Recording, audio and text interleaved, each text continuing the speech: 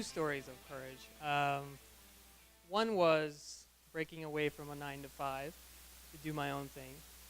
Um, I, like Faisal, was going up the corporate ladder, was in a business consulting company down in the DC area. And great money, doing great. My parents are happy. Um, but it wasn't fulfilling. My background's in engineering. I wanted to build and design things.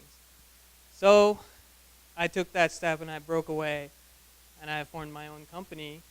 And although I didn't do engineering at first, I did. I had to take a step into other areas like marketing and find out what it means to run a company. So that was the first one. And then the second one was moving up here to Philly from the DC area.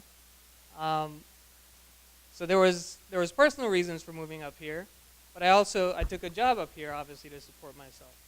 Um, and that job was actually a really good one. It was engineering. It was hands-on. I was working on exotic cars. I loved it. It was great. But once again, there was something missing. Um, so this was the second moment of courage. I quit the job and again went back to working for myself. And currently I'm working with a client who wants to redesign the internal combustion engine. This thing has been around for 100 years. I said, why? Why couldn't you pick like a widget or something? But no. I looked into the design. I followed the calculations. I looked at everything, and there's something there. So I said, why not? We can be very close-minded. People come up with awesome ideas for engines and things, and they get swept under the rug.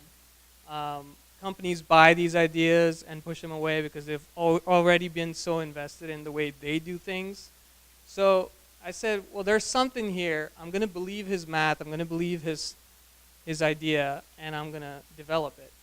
So that's what I'm doing currently, and so far it's been going great. It's only been 6 months.